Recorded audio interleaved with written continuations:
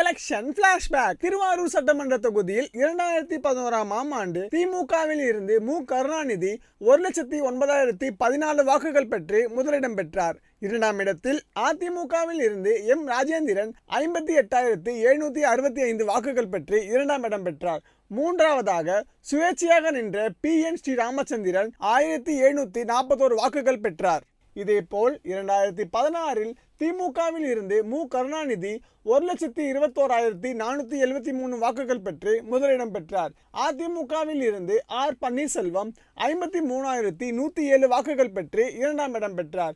மூன்றாம் இடத்தில் இந்திய கம்யூனிஸ்ட் கட்சியில் இருந்து பி.எஸ். மாசிலாமணி 13,158 வாக்குகள் பெற்றார்.